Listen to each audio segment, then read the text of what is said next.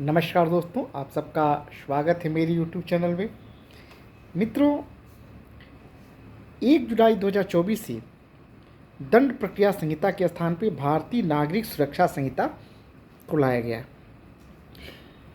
भारतीय नागरिक सुरक्षा संहिता के उद्देश्यों में एक महत्वपूर्ण उद्देश्य यह था कि न्यायिक प्रशासन को मजबूत करना, त्वरित विचारण को बढ़ावा देना और स्पीडी ट्रायल का जो मूलभूत सिद्धांत है, जो माननीय उच्चतम न्यायालय ने जिसे मौलिक अधिकार माना है, उसको सुनिश्चित करना। तो आइए आज हम लोग देखते हैं कि सत्र न्यायालय में मामला कैसे चलता है, उसका विचारण कोर्ट ऑफ सेशन में किसी अपराध का विचारण कैसे किया जाता है। मित्रों, दंड प्रक्रिया संहिता की धारा 225 से लेकर 237 तक में सत्र न्यायालय द्वारा परीक्षणीय मामलों की विचारण के बारे में प्रक्रिया दिया गया था। अब 1 जुलाई 2024 से दंड प्रक्रिया संहिता 1973 के स्थान पर भारतीय नागरिक सुरक्षा संहिता लागू की गई है। अब यदि कोई व्यक्ति अपराध करता है तो एफआईआर पंजीकृत होती है। एफआईआर पंजीकृत के बाद पुलिस इन्वेस्टिगेशंस करती है। इन्वेस्टिगेशंस के बाद चार्जशीट करती है। अब चार्जशीट आती है तो मामले दो प्रकार के होते हैं विचारण के दृष्टिकोण से। ऐसे मामले जो tribal by court of session हो या फिर ऐसे मामले जो ट्राइबल बाई मजिस्ट्रेट हो। ये कहाँ से आपको पता चलेगा? ये जो भारतीय नागरिक सुरक्षा संहिता की अनुसूची है, शेड्यूल है, उसमें बताया गया है कि कौन से जो अपराध हैं वो tribal by court of sessions हैं और कौन से अपराध जो है वो मजिस्ट्रेट द्वारा परीक्षणीय हैं। यानी कि आपको यदि किसी अपराध का निर्धारण करना है कि वह सेशन न्यायालय द्वारा विचारणीय है, मजिस्ट्रेट न्यायालय द्वारा, तो इसके लिए आपको देखना होगा फर्स्ट शेड्यूल ऑफ भारतीय नागरिक सुरक्षा संहिता। अब भारतीय नागरिक सुरक्षा संहिता की धारा 248 से लेके 258 तक सत्र न्यायालय द्वारा विचारणीय मामलों का विचारण कैसे होगा इस बारे में प्रावधान किया गया है। कहाँ प्रावधान है? 248 से लेके 258 तक कि 258 तक दिया है, 260 तक। कहाँ से कहाँ तक? 248 से लेके 260 तक। जो 225 से 237 था, अब 248 से लेके 260 तक हो गया है।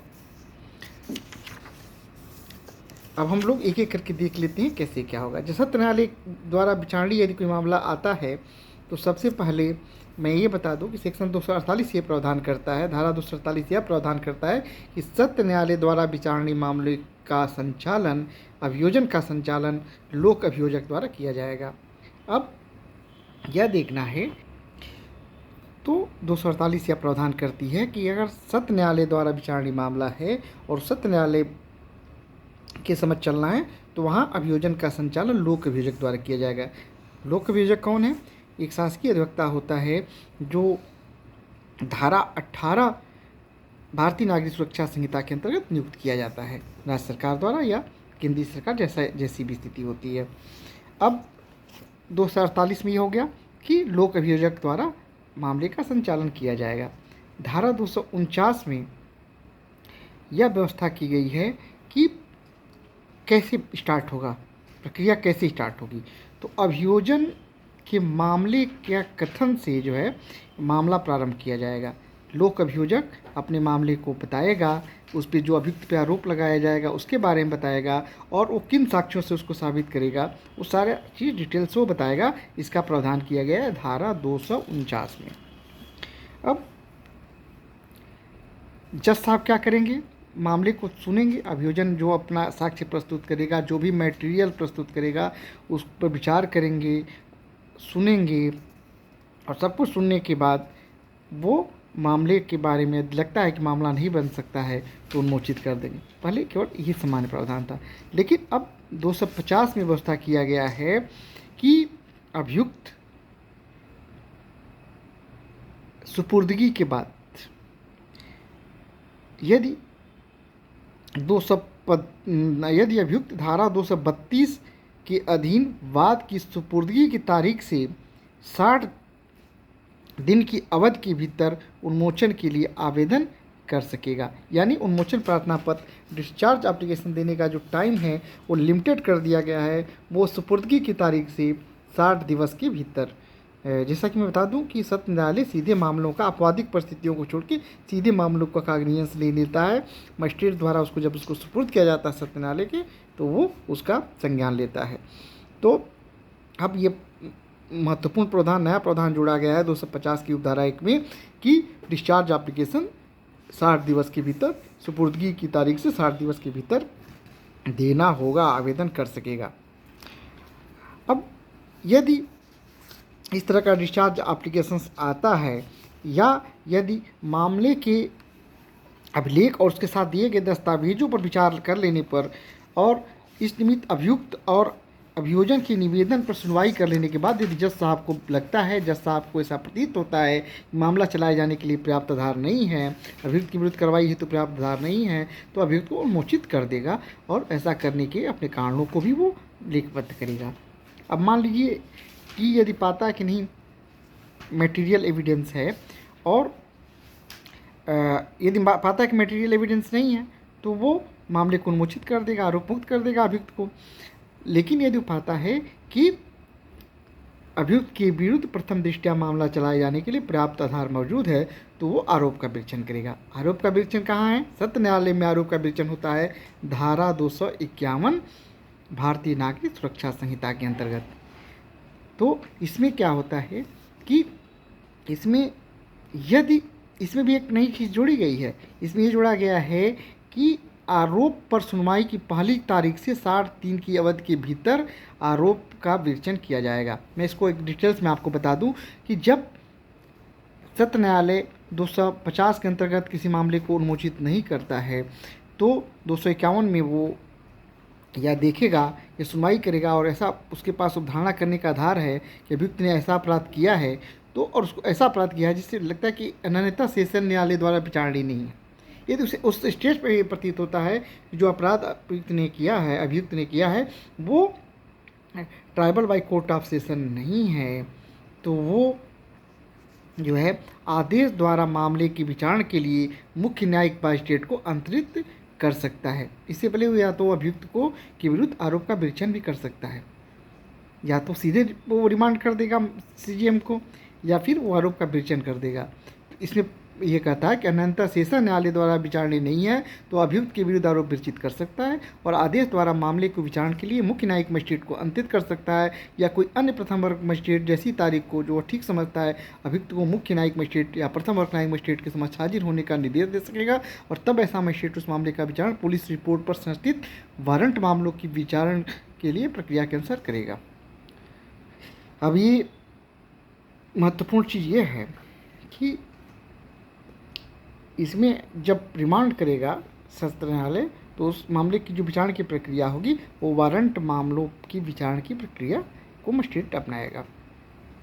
दूसरी चीज़ है कि अनन्यता, यदि उसको लगता है, न्यायालय को प्रतीत होता है कि मामला जो अपराध है अभियुक्त का वो अनन्यता सत्र न्यायालय द्वारा परीक्षणीय है, उस न्यायालय द्वारा विचारणीय है, तो वह अभियुक्त के विरुद्ध आरोप पर सुनवाई की पहली तारीख से 60 दिन की अवधि के भीतर आरोप लिखित रूप में विरचित करेगा। अब ये ध्यान रखिए कि इसमें जो शब्द का प्रयोग किया गया है वो shall frame in writing a charge against the accused within a period of 60 days, अर्थात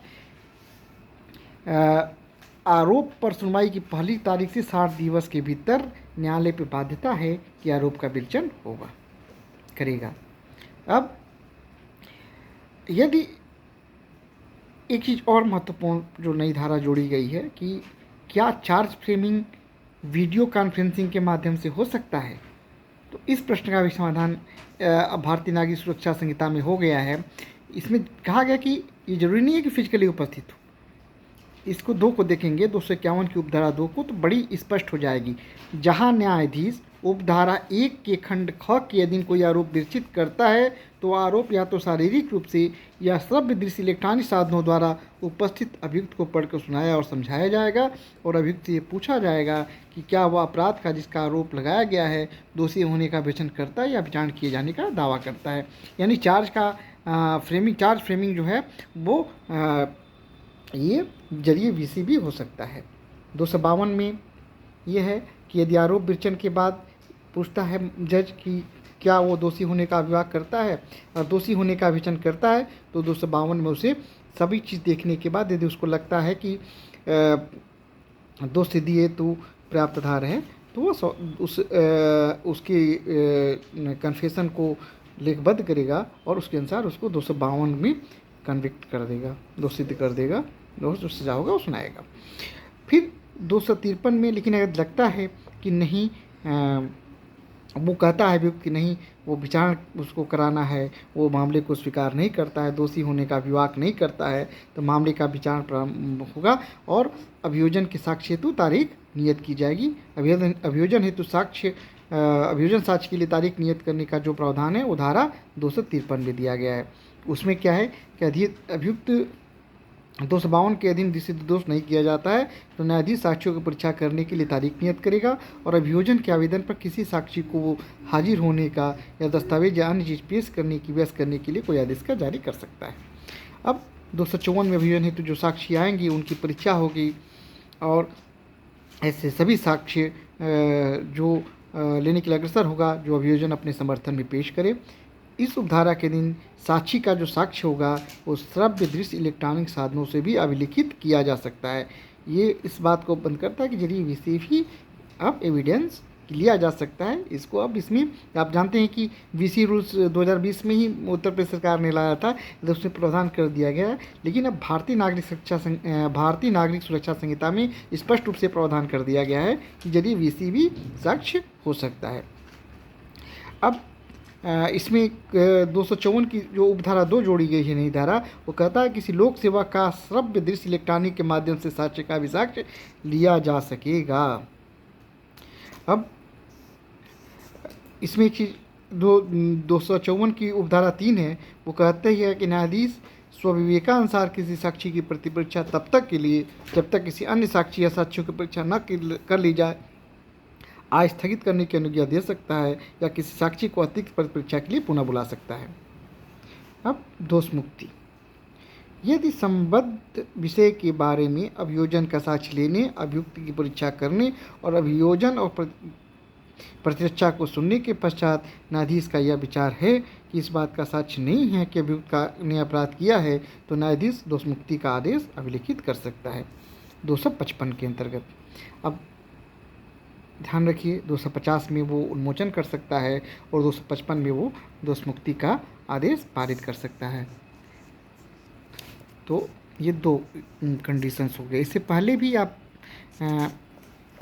को बता दें शुरू में अगर लगता है कि उसको वो है आरोप उसका नहीं बनना तो आरोप मुक्त कर देगा 250 में। और अभियोजन को सुनने के पश्चात यदि उसे प्रतीत होता है कि दोष अभियोजन साबित नहीं कर पा रहा, अभियोजन ने जो भी साक्ष्य प्रस्तुत किया है वो दोष सिद्ध करने के लिए प्राप्त नहीं है तो उससे दोषमुक्त कर सकता है, दोषमुक्ति का आदेश दे सकेगा 255 के अंतर्गत। लेकिन यदि लगता है कि नहीं अभियोजन ने जो साक्ष्य प्रस्तुत किया है वो उसे प्रथम दृष्टया मामला बनता है तो वो प्रतिरक्षा आरंभ करने के लिए अभियोजन से कहेगा तो धारा 256 में अभियुक्त की तरफ से प्रतिरक्षा आरंभ की जाएगी। अब प्रतिरक्षा आरंभ करने में होगा उसमें इसमें ध्यान रखिए कि जब अभियुक्त अभियोजन का साक्ष्य हो जाएगा तो आपको जहाँ अभियुक्त का कथन अभिलिखित किया जाएगा उससे जो भी उससे अगर वो अपने सफाई में कुछ प्रस्तुत करना चाहता है तो प्रस्तुत करेगा। अभियुक्त कोई लिखित कथन देता है तो न्यायाधीश उसे अभिलेख में फाइल करेगा। यदि अभियुक्त किसी साक्षी को हाजिर होने या दस्तावेज या चीज़ को पेश करने व्यस्त करने के लिए कोई आदेश का जारी करने के लिए आवेदन करता है तो न्यायाधीश देखेगा, आदेश का जारी करेगा और जब तक ऐसे कारण ये देख लेगा कि उससे कोई ऐसा तो नहीं कि वो विलंबित करने या न्याय के उद्देश्य को विफल करने के प्रयोजन से दिया गया है, उसके बाद वो उसको इस तरह का आदेश का करेगा। अब अभियोजन ने अपना मामला प्रस्तुत कर लिया, अभियुक्त ने प्रतिरक्षा प्रस्तुत कर लिया। अब दोनों ही पक्ष आर्गुमेंट करेंगे और वो आर्गुमेंट होगा धारा 257 में। 257 कहता है कि जब प्रतिरक्षा के साक्षियों की परीक्षा समाप्त हो जाती है तो अभियोजक अपने मामले का उपसंहार करेगा और अभियुक्त या उसका अधिवक्ता उत्तर देने के लिए हकदार होगा। परंतु जहां अभियुक्त या उसका अधिवक्ता कोई विधि प्रश्न उठाता है वहां अभियोजन न्यायाधीश की अनुज्ञा से ऐसे विधि प्रश्नों पर अपना निवेदन कर सकता है। अब आर्गुमेंट के बाद अब फिर आ जाता है न्यायाधीश जज साहब के पास। जज साहब उस पर दोनों संपूर्ण साक्ष्यों का विवेचन करेंगे। संपूर्ण साक्ष्यों पर विचार करने के बाद यदि वो पाते हैं कि उसको विचार करेंगे और फिर 258 के अंतर्गत दोष मुक्ति या दोष सिद्धि का निर्णय पारित करेंगे। 258 में कहता है कि बहस और विधि प्रश्न सुनने के पश्चात न्यायाधीश यथाशीघ्र बहस पूर्ण होने की तारीख से 30 दिवस की अवधि के भीतर मामले पर निर्णय देगा। ये भी एक नवीन प्रावधान जोड़ा गया मित्रों 258(1) में। 30 दिवस के भीतर बहस सुनने के पश्चात यथाशीघ्र जो है वो निर्णय देंगे और 30 दिवस की अवधि के भीतर ये निर्णय वो दे देंगे। लेकिन यदि उनको लगता है कुछ कारण है जिसके कारण वो 30 दिवस के भीतर कारण नहीं देंगे, तब भी उनके ऊपर ये बाध्यता दी गई है कि उन कारणों को लिखबद्ध करेंगे और 45 दिनों की अवधि तक जो है उसको वो बढ़ा सकते हैं, अर्थात मैक्सिमम 45 दिवस के भीतर उनको अपना निर्णय देना होगा। यानी कोई भी न्यायाधीश अनलिमिटेड समय तक मामले को के बहस के बाद उसको वो नहीं करेगा।